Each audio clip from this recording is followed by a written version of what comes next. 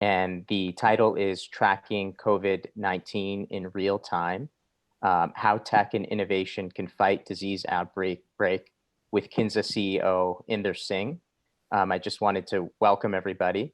And I also wanted to start by saying that, this is a very fraught and intense time in many people's lives. And, at this point, many of us are in isolation, and many of us have friends or relatives that may be sick or hospitalized. So I just wanted to take a moment to recognize that this is a very trying moment for everybody in the country. And, given that we are interested in leveraging the best of technology to respond to public health crises. And that's really why we wanted to have this conversation. So my name is Akash Goel, and I'm a practicing physician here in New York City, working, nearly on the front lines of COVID-19. My field is in gastroenterology, and I'm also a public health physician. And I particularly very thrilled to have this conversation, both because I've been a longtime fan and friend of Big Think for over 10 years, and also a longtime fan and friend of Inder Singh for over 10 years.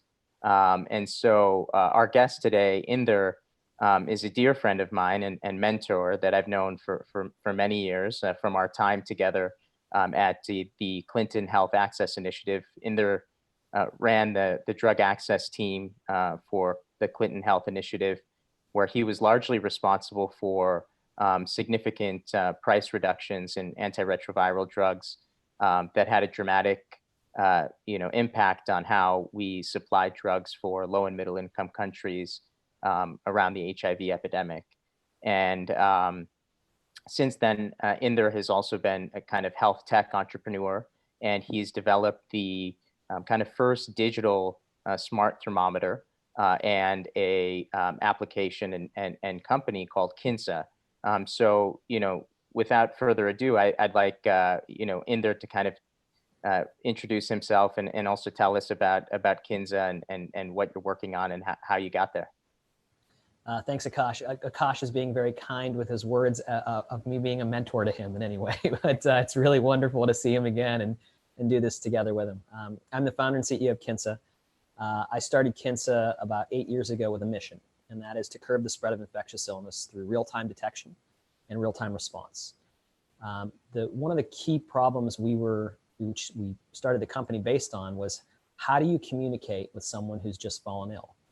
How do you talk to them within hours of symptom onset and give them the guidance they need? And in return, start aggregating data on where and when disease is starting. So there were 3 data sets that we sought to get in order to detect outbreaks, predict them, and then use that illness signal, if you will, to help people respond, to tell people, hey, there's an impending threat in your neighborhood, in your area, take action. Or to help people who had just fallen ill, direct them to the care and resources they needed, because there's a difference between a cold and the flu and COVID-19, right? And so we want to be able to help people understand, quote unquote, what's going around so they can respond better. So those 3 data sets that I referred to earlier were, where and when is disease starting, right? Real-time, geolocated symptom onset. How fast is it spreading? What are the transmission dynamics? How fast does it spread in a household or a school? Because that's highly predictive. And how bad is it going to get? How severe is it? And the questions those boil down to are, how long lasting is it? What's the worst set of symptoms? So those are the 3 things we sought to get to do outbreak detection and prediction. And there's a lot of work that's been done over the past decade on this. For example, Google has done some really wonderful work using real-time data to predict flu spread using search queries. We also do that. We see that with Twitter. We see that with Facebook. And these are really wonderful initiatives to get real-time data. The challenge is that it's proxies, right? If the New York Times does a news story on the flu, well, you can be assured that there's going to be greater social listening posts, if you will, search posts around this. So we wanted to get really real-time geolocated medically accurate data to do that. So that's what we've been working on since day one. The thermometer was a means to an end, and I'll come back and talk about the connected thermometer. It is very hard to describe in words. It's kind of like describing to someone who has never used a smartphone, has only used a rotary phone, what a smartphone is. It is actually that challenging. So I will describe it to you in words because it's not simply the fact that the thermometer connects to the internet. It's much more than that. But let's fast forward. On March 18th of this year, we launched healthweather.us. What you see on healthweather.us is our data mapping fevers across the country. Specifically, you see unusual levels of fever across the country. Fever levels that you would not expect from normal cold and flu season in that particular location. In other words, it's an outbreak, and it's an outbreak of something other than you would expect from cold and flu season. I cannot definitively tell you that that is COVID-19 spread, but I can confidently tell you it is COVID-19 spread. And the reason I can confidently tell you is because we've mapped our atypical illnesses, our atypical fever clusters, to existing data on COVID-19 cases. By the way, that data set is highly incomplete. There's very few places in the country that have done widespread testing. New York has just started to do that in the last couple of days. Until we have widespread testing data, we cannot definitively say it is a predictor of COVID-19 spread, but we can confidently say it because, again, case numbers are already coming out. And what we find based on the data we're seeing today is that these hotspots of community spread of illness, these hotspots, these unusual levels of fever, are a 2 to 3 week predictor of where case numbers will grow and a 2 to 5 week predictor of when severe illness will hit that area, when people will be hospitalized significantly in significant numbers. As far as we can tell, it is the only effective early warning system for COVID-19 spread in the community. And in the absence of widespread testing like we did in South Korea, which they did immediately and they did on every street corner, you need an effective early warning tool. So we are trying to scale it up. We're trying to scale it up fast in collaboration with state and local governments, including providing thermometers at cost. We are trying to scale up the analytics support. So we're giving away whatever we can to state and local governments on analytical support for free. And we are trying to, send the warning messages up. I'm happy to talk about one of those warning messages, what those warning messages are. I'm happy to talk more about the other stuff, but that was a long-winded intro. Let me turn it back to Akash. Yeah, no, I mean, that's super fascinating. And I want to dig in there a little bit more. So you're talking about, kind of scaling it up with the local and state governments. So tell us where you are now. I mean, my understanding is you have millions of these units out. So kind of geographically, where are you spread? How many do you have out there? And how many data points do you get a day? How are people using it and how are they transmitting the data? Give us a run through of a snapshot of what it looks like right now. So this is one of the smart thermometers. You can actually see two on my shelf behind me. There's an ear product and then there's the standard stick. We've got more than 1 million of them out there. We've distributed that lifetime. We are getting lots in the country now from manufacturers to try and scale up. We were a pretty small and unknown company before COVID-19, and we had 1 million thermometers out there.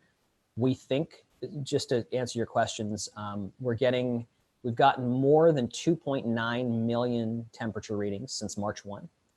I think it's actually much higher than that. That was a couple of days ago. We see about anywhere between 100 and 200,000 plus on a daily basis. And we have coverage in every major area of the country. We would like to have more.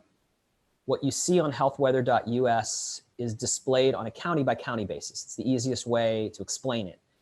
But in certain parts of the country, we have county level resolution. In other parts of the country, bigger parts of the country, we have multi-county resolution or state level resolution.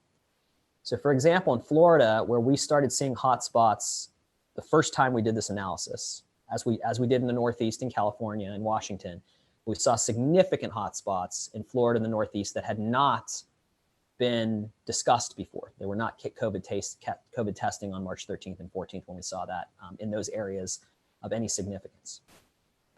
what we saw was really scary. It was a very rapid rise in unusual illness levels. Now, I can't tell you definitively that it is Miami-Dade County versus Broward County next door, because I don't have enough thermometers to have the geographic precision to say with confidence that it is this county and not this county, or that the delta in percent ill between those counties is 0.5%.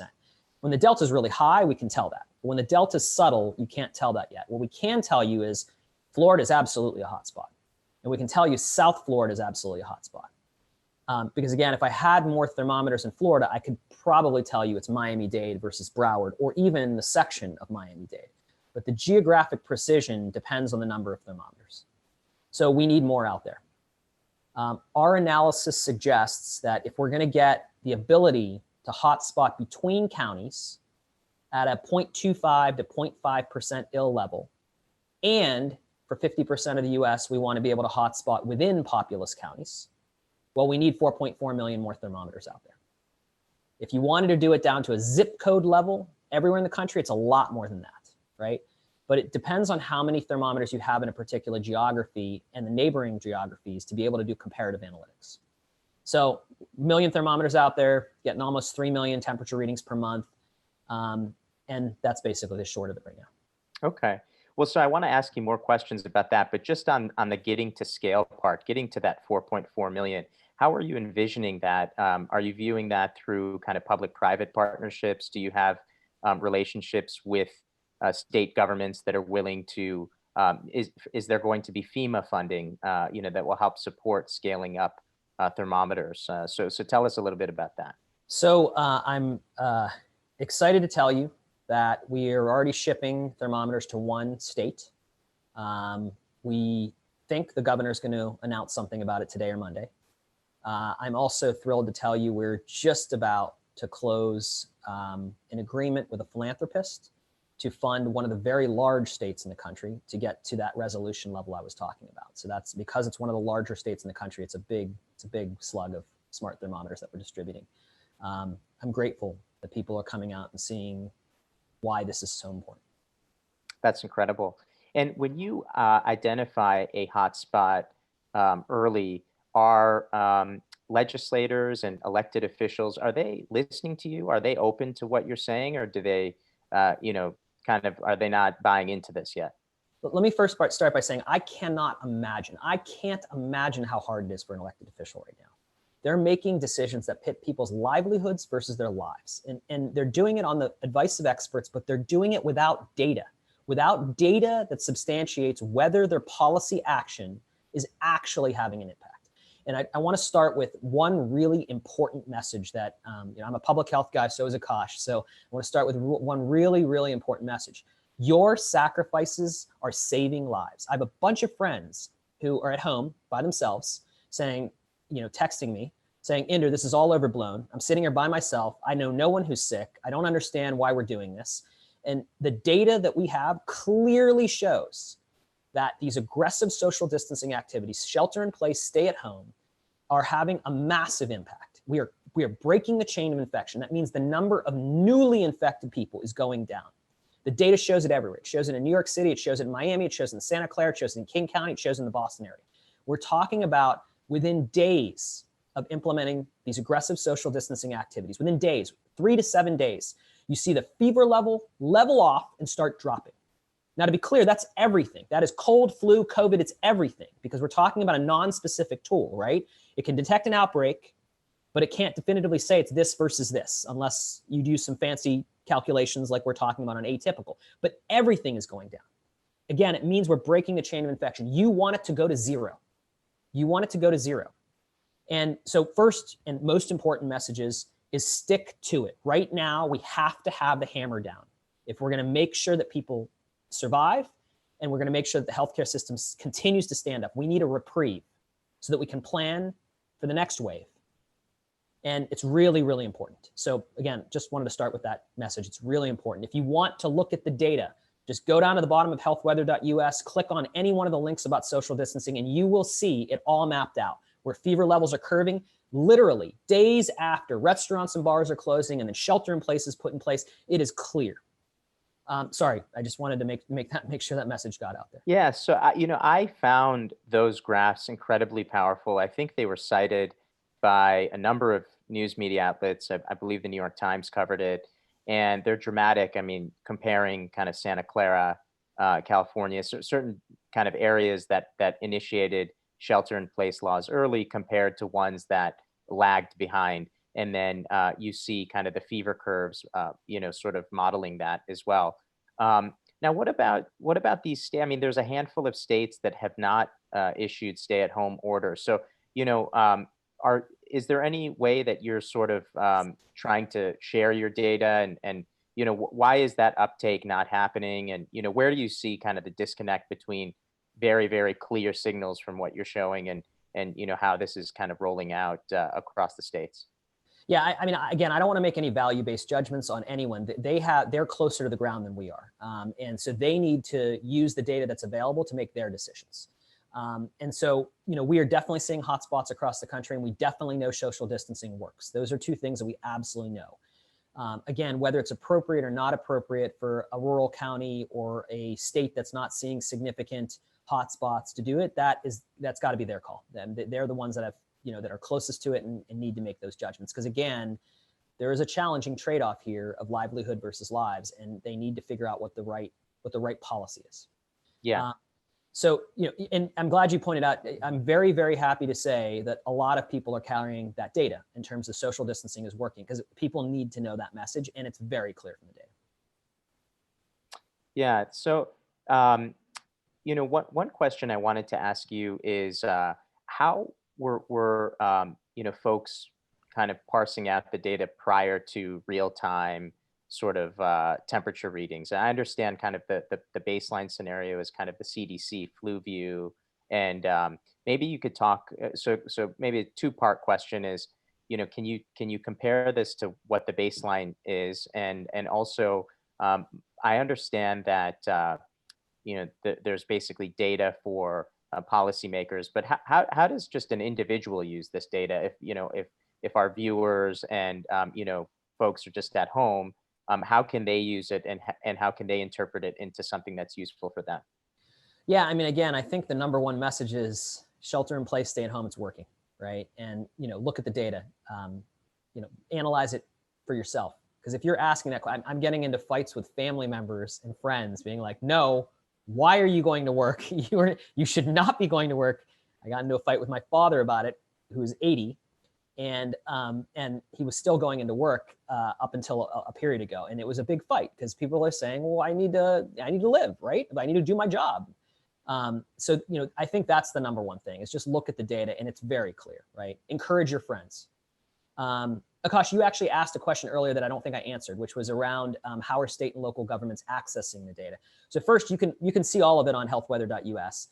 We also have an API that we've created for all public health entities to access it. It's a standard license. It's available, and they're starting to use it. I'm really excited about that. And then thirdly, if you want custom analysis in your state or local government, just call us. We'll do whatever we need to do. We're not going to charge you. Just let us know. So that was how we access the data.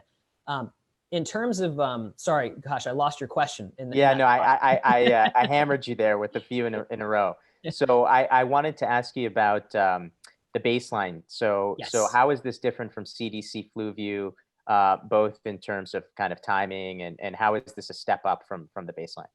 Yeah, so we've been doing flu forecasting for a long time, since inception, right? We're taking the data and we're mapping fever data across the country, trying to predict flu. You might ask, why flu? Well, flu is seasonal. It happens every year. There's lots of good data on it. It's really the best data set to compare yourself to. And if we can do really well on flu, then we can probably do well on a lot of other outbreaks. So the current standard right now is the CDC and the HHS and run a competition every year. Mostly academic institutions try to predict flu at the national level, at the multi-state regional level. This is called the HHS region, and sometimes at the state level, but mostly it's the regional and national level. And there's some pretty good predictions 3 weeks out. Carnegie Mellon University has won it 4 or 5 years in a row. We've been doing the same thing. We've never really entered the competition because it's a competition, and we're trying to build up our business model. We're trying to build up our detection system. But I'm really excited that we've been able to predict flu at the national and multi-state level comparative to the best in class. In fact, the error bars on our predictions are less, so you could argue it's a little bit better. The error bars are significantly less at the 3-week mark. And about 2 months ago, and we were also able to do that on a geographically precise basis, on a city by city basis. So we've been able to do that for years. 2 months ago, we had a breakthrough. We've been working with a academic partner named Ben Deal at the at Oregon State University. And he's done some wonderful work previously to us working together, characterizing how illness spreads based on the endemic variables, the demographic variables of a city, right? In this city, it is a much sharper peak and it's much higher. In this other city, flu peaks, but it's really over a 3-week period, not a 1-week period. So characterizing how illness spreads based on the population, the demographics, et cetera. He ran our data through his first order, his first principle models of disease spread. And what we punched out was absolutely amazing. And to be clear, this is undergoing peer review in parallel. This is not yet a peer-reviewed publication. We've drafted it, we're getting it out there, but we felt we needed to get all this data out there. It was a moral imperative to get it out there in March 18th when we launched healthweather.us. So everything is still undergoing the scientifically rigorous peer review process, even though we've had consultants and others take a look at it. But this was a huge breakthrough. As Ben likes to say, I think we've broken the forecasting barrier. And what we were able to show is that on September 15th of the year, we were able to essentially predict the entire rest of the flu season for that local area, 12 to 24 weeks in advance. So compared to the state of the art, we're talking about a multi-state region versus a city, and we're talking about 3 weeks compared to 12 to 24 weeks. And that happened 2 months ago. That would have been a big deal if it wasn't COVID-19. What we immediately started doing when we realized COVID-19 might be spreading in the US starting in early March is we retooled that. And that's what healthweather.us is. We basically take our real-time data and we subtract what you would normally expect from cold and flu season starting on March 1, before COVID started spreading. What's left over is unusual levels of fever. And that's what you see plotted on healthweather.us. It's unusual outbreaks. It's unusual rises in fever. And again, everything that all analysis that we and others have done thus far indicates that it is the earliest signal for COVID-19 spread. Did I answer the question, Akash? Yeah, no, that's perfect. And just as a segue, from that, I think that I'm curious to hear what insights you're getting from your unusual kind of fever tracking in terms of how high fevers are and how long they last for. There is some published data on this, but I'm curious as to what the real-time data is showing in terms of, the fever trend for if we assume this is COVID-19. Yeah, so what we're plotting on this map is fever. We're not plotting all of our symptom data or transmission data or duration data. We need to dig into that further and understand some of the science under it. The vast majority of the science has been done on fever data to date because it's just shown to be very predictive of the spread of flu-like illness. So this is the map. I think people can probably see it, and you can see different locations here. This is, from a data perspective, this would be described as a black swan event, right? Once we developed the atypical illness signal, we went back in history and we looked at it and said, hey, are we seeing lots of atypical illness in other times of the last 5-6 years? And we definitely see some, right? At the beginning of this year, there was a couple places that had an unusual level of illness, an unusual level of fever. And when we scraped data on the internet, we found that it was an unusual flu B outbreak, right? But it was a little. We definitely saw a little bit more last March. Last year was an unusual flu season for a variety of different reasons. We definitely saw a little more, but there's been nothing that we've ever seen that is like this, not even close. I mean, this is when we first mapped this on March 13th, I'll tell you the story. When we first mapped this on March 13th, before we launched it, we looked at it and we said, whoa, we're seeing very significant hotspots in Florida and throughout the Northeast. So I said, okay, guys, we need to talk to some of our public health colleagues. So we called a good friend who's an advisor to my company, a gentleman named Nirav Shah, who is the former New York State Health Commissioner. And New York saw it and said, let me call a couple friends. So we had 3 very prominent public health authorities on the phone, and we were talking to them. And they said, you know, Inder, this makes sense. I mean, you guys have done this for a while. The science seems sound. What you're saying seems sound. You have external scientific collaborators who are validating it. You've run it by others. All of it makes sense. But I don't know. I don't know if what you're showing me is credible, because what you're showing me is there's hot spots in Florida, and they're significant, and in the Northeast. And they said, you know, go back, go double check if it's a bug, double check if it's an artifact, double check, you know, do the homework. And so we went back and we did the homework, and we didn't find that there was any bug or any artifact that we could find. And we asked literally 5 separate people on the team, and a couple external people literally went through the code and tried to look at it. And, you know, we couldn't find it. It's not a long code, so that helps. And, you know, the science basis seemed pretty straightforward, right? First principle equations that we were using. So lo and behold, 3 days later, what happened? Well, Florida and the Northeast started seeing case increases. And that was the day that we said, okay, it's a moral imperative. We need to get this out there. And we went out there, and I'll be honest, I was nervous. I was a little scared at putting our work out there with such, you know, we literally boiled down more than a year's worth of work into a week and a half, right? And launched something that we knew was going to get some sort of attention. And so we were really nervous, but we disclaimed the heck out of this, right? It hasn't gone through peer review. Please tear it apart. We posted our site, you know, you can actually see that we posted a technical paper down here. You can actually see the basis of the technical approach, the equations, the forecast errors. I mean, we were talking about CMU versus Kinsa at the 2-week level, right? Mm-hmm. And you can see that the forecast kind of levels off in terms of its error 12 plus weeks out. So we posted as much as we could. This is an example of where we saw the flu B anomaly in Houston, Texas, in 2019.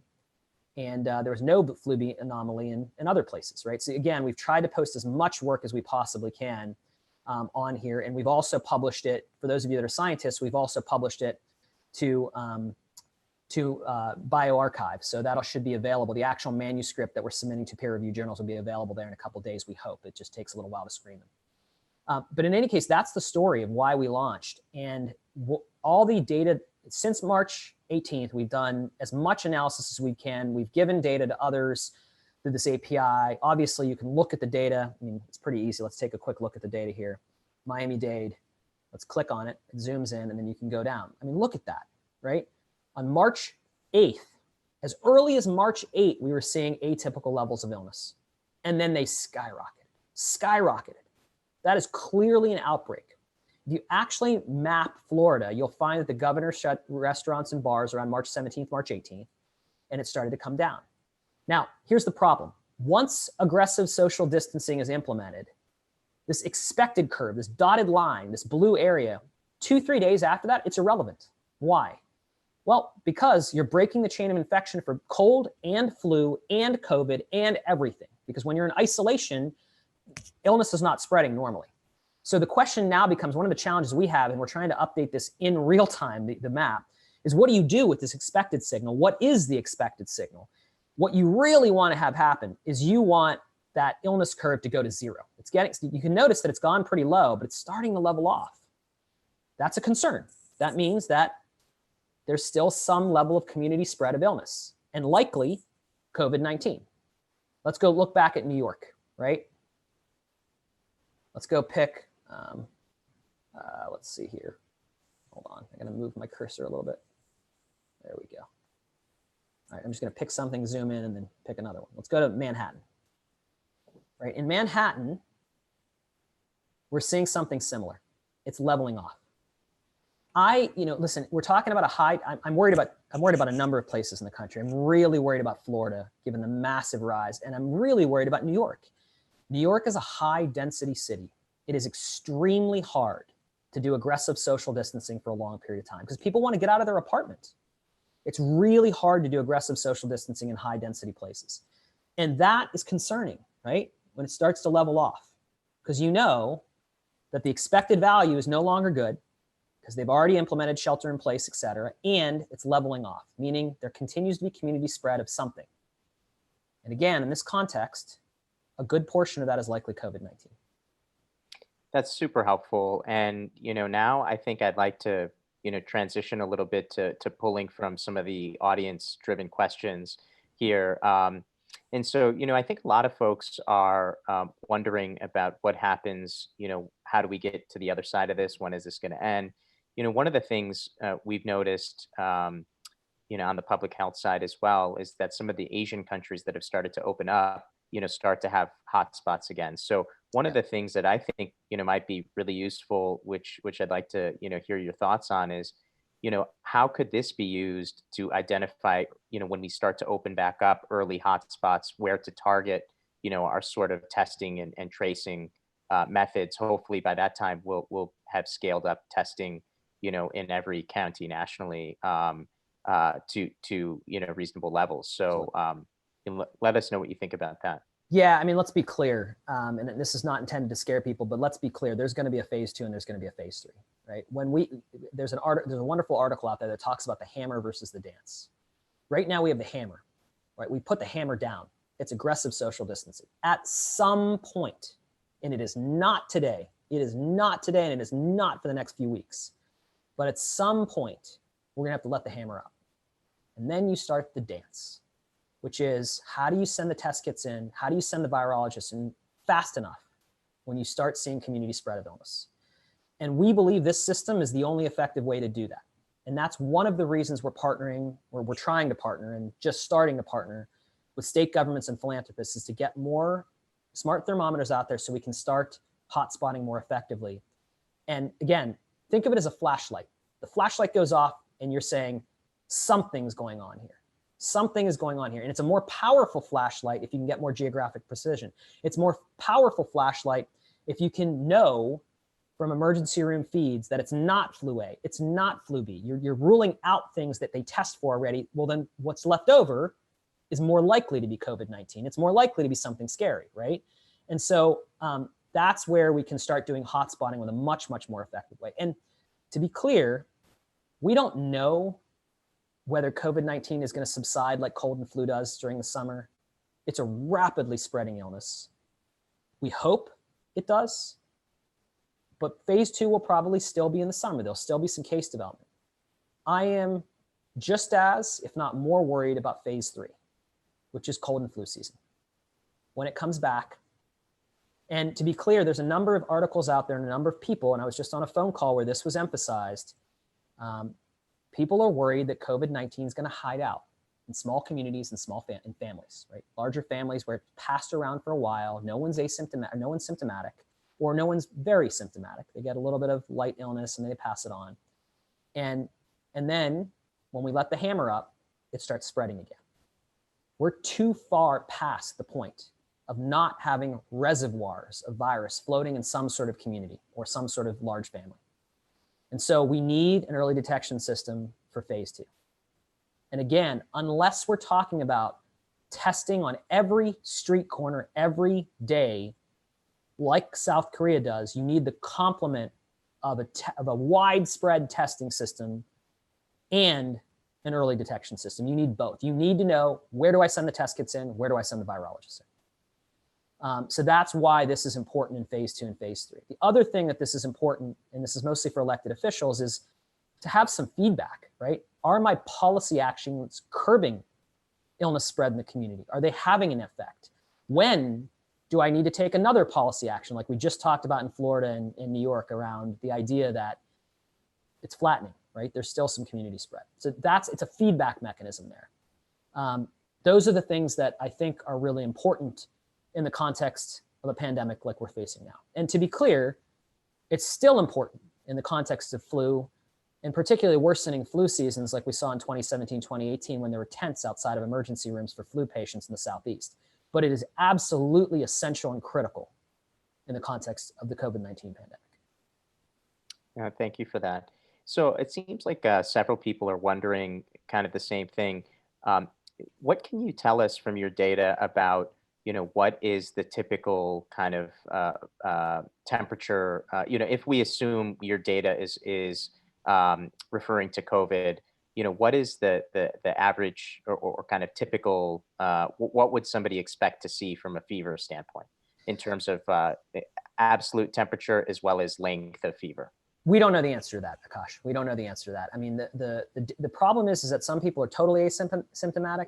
Some people are mildly symptomatic. Some people are severely symptomatic, and a portion of them will go on to be hospitalized and require ventilators. And so we need to analyze this better. And we can do some of that now, but we really need to analyze it with testing data linked to the individual. So a tool like Kinsa's can also be used to do things like, for COVID at-risk people, for COVID confirmed patients, and for COVID worried patients. Those are kind of three categories, if you will, right? Maybe we can start mapping the symptomology against the COVID-19 guidance. Against the COVID-19, at risk or confirmed. And so one of the challenges you have with any disease, and let me be honest, this is true of flu, there is not good data to characterize the symptomology of flu. There's not good data. We know it has these kinds of symptoms, but if you talk to docs, they'll tell you there's all sorts of other symptoms that can happen with flu.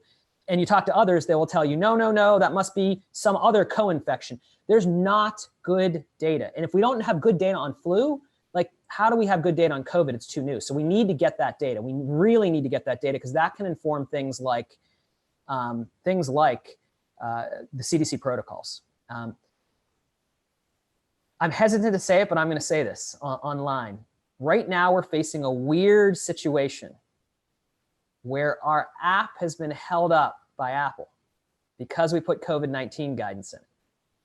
And we need to make sure that we're managing systems effectively to make sure that, apps that are helping, and Apple is has a wonderful policy around privacy. They are typically the leaders when it comes to things like that.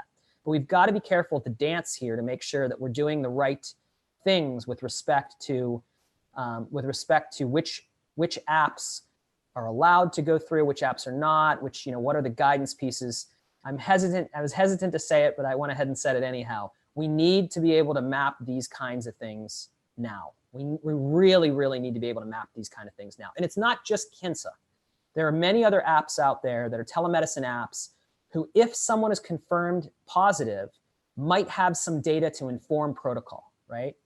Our app starts with a thermometer and has lots of symptom inputs, and we're typically able to talk to people within hours of fever onset. So I believe it has unique value, but there's other systems out there, and we need to be aggregating that data so that the physicians and the public health people are better informed and can better create protocols around what it looks like to have coronavirus, or what it looks like to have coronavirus. Okay, so I'm trying to synthesize a few of these questions into one. So a few people are asking if you're seeing anything that's different from what we're hearing in the media, and also if you think that there is some kind of disinformation out there. Some people feel that there's been some disinformation out of China and things about some of their numbers in terms of global trends. So maybe you can sort of talk about information and disinformation and sort of how do we parse that. I think there was a lot of misinformation early on. I think the WHO and the CDC and the technology companies. I had a wonderful opportunity to spend some time with the head of digital health at the WHO and a number of major tech companies that were here in the Bay Area. We were the small startup that was invited. And they did a wonderful job of trying to make sure they cleaned up the posts and the information and the news to get the right information out there. That's a credit to the technology sector. It's a credit to the WHO and the CDC. They did a really wonderful job, and they jumped on it. They jumped on it right away. And so that was a great effort. I think, we still have misinformation out there, and you need to figure out which trusted channels you're going to go to. Clearly, the CDC is the trusted channel for information. But there are others too. And I think a lot of people are really trying to make sure they're taking that CDC information, making it accessible, making it bite-sized, and getting it to people like we are, like many others are. So I think, it is just be careful of the information that's out there. and go to your trusted sources. And I think that's really, really important. I am worried that there's going to continue to be misinformation. I am worried that people are still, we have to use data effectively. And I know that there's questions, and there should be questions about our data because we haven't completed scientific peer review. There should be questions. You should be interrogating us. So I know that that exists. However, you know, in places like Florida, where I've had the honor of speaking with a number of small and big city mayors and their offices, and you finally have a tool that is giving you directional guidance at the very least, if it's not giving you definitive guidance. And the data is consistent. This is not, I mean, we're being interrogated by a real world situation now, not a scientific one, a real world situation. The data keeps coming up and showing the trends make sense. They make sense. When you implement aggressive social distancing, you ought to see fever clusters level off and diminish. So we need to be using data effectively, and we need to be using all the data at our disposal effectively. Let me take a step back here for a second. Let's just talk about a framework for epidemic response, right? There are 4 things that you need in an epidemic response. 1 is early warning. 2 is widespread testing. 3 is treatment and isolation, and that is a very complex area with many sub-steps that the physicians need to weigh in on, but it's very complex. That includes contact tracing. And the 4th is antibody testing, right? Which is which people had it, so that we know what the herd immunity level is for the population, and how many people it could affect going forward. You need at least those 4 steps, at least those 4 steps. In the absence of widespread testing, available testing at street corners, an early warning system is essential. And as far as we can tell, this is the only effective early warning system out there right now, and we need to scale it up. Anyway, back to you, Akash. Yeah, no, thank you. And so, you know, some people are wondering, you know, as an individual or as a business that may not be, you know, necessarily in the medical field, you know, what can folks and the business sector do? And you mentioned this, you know, with, you know, sort of pushing some apps through and things like that. But what can folks and business do to kind of push innovation and tech in the health sector? You know, where are we? Where do we need to go? And how, you know, how do we think about this?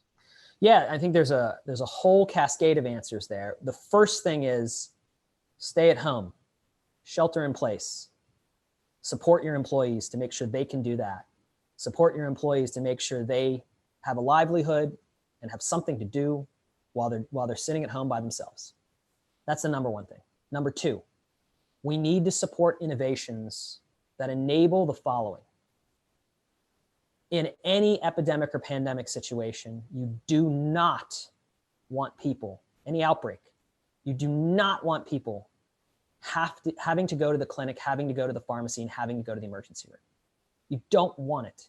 You want people to be able to get immediate care in their homes, get the treatments that they need. That's not always possible, but it's possible for a big portion of the initial response in the initial population. That's what you want. These kinds of connected tools and telemedicine tools that are inexpensive, easy to understand, accessible, friendly, and don't worry you about privacy, right? They don't worry you about privacy issues. You're putting a warm hug around a person and you're not invading their personal health information, right? You're not displaying it. If you do anything, like we do, we try to aggregate. Nothing you see on health weather can ever be reverse engineered to an individual. It is not de-identified data. It is not metadata. It is an insight. It is a population level insight. You cannot reverse engineer it. So like that's the kind of information that we need to expose through these kinds of connected products and telemedicine tools to make sure that our communities, that our state governments, that our healthcare systems have the information to know where and when disease is spreading. And at the same time, we preserve a person's privacy and their individual information. And so we need more tools like that. We need more people thinking about population level health insights. In America, we think about population health as a vertical. Diabetes patients, let's look at the diabetes patients. We need more like horizontal solutions about population health, right? We're talking about everyone getting getting sick under an outbreak or epidemic or, God forbid, pandemic situation. And that's really where it's important. We also, if I might add, as you develop technologies, I please plead with you. I plead with my public health colleagues. Please don't think about people as things to protect. Please think about people as participants in the system. I think we finally understand in COVID-19 that we are participants in the system, and every single person can help save another life by staying at home, by sheltering in place. And my public health colleagues often think about people as things to be protected. I'll get questions like, well, in your school program, you told the nurse and everybody else that there was a high level of illness. What's the mechanism of action for what they're doing to respond? And I get so frustrated. I'm like, the mechanism of action is that they know there's a rising level of illness. And guess what a parent does when there's a rising level of illness? They wash their kids' hands. They disinfect more. They make sure they're sleeping. If they give them vitamins, they make sure they have vitamins. Because if you get exposed, you're more likely to fend it off. What do you mean the mechanism of action is? It is that people are smart and they know how to use information. And so I get very frustrated at that question. It's happened time and again, and I usually keep my mouth shut and try to respond. But we need to understand that people are participants in the system. They help. And it's particularly true in a case like a pandemic situation. So again, what can technologists do? One, make products accessible, make them friendly, wrap a warm hug around someone, make it not scary, and make sure you protect their personal information so they're not worried about it. And make sure that when you're aggregating insights about the population, you're exposing that to the right people so that the systems can work, the communities can work. I think those are key points. One time, sorry. Yeah, no, that's great. So I want to sort of wrap up here soon, but I want to ask you a couple personal things. So how are you keeping yourself healthy? What's your kind of stay-at-home routine? How's your life right now? So we have 2 kids. Luckily, we still have a nanny who's coming, who's sheltering in place, but she is just with us, right? It's just us and her, so it's us. So we're very fortunate because otherwise I don't know how we do this. People out there don't know, but Akash knows my wife is also a Kinsa employee. She runs all communications for us. And so doing things like this, she sets me up, gets my headphones on, makes sure I'm good. So it's really all in the family. I have a number of employees that do not have nannies right now for small kids, and it's tough. And they are grinding away. I'm so proud of them. They're grinding away to make sure that they can actually work around the clock to do this. The thing I'll say is the notes that I get, oh gosh, I'm trying not to get emotional here.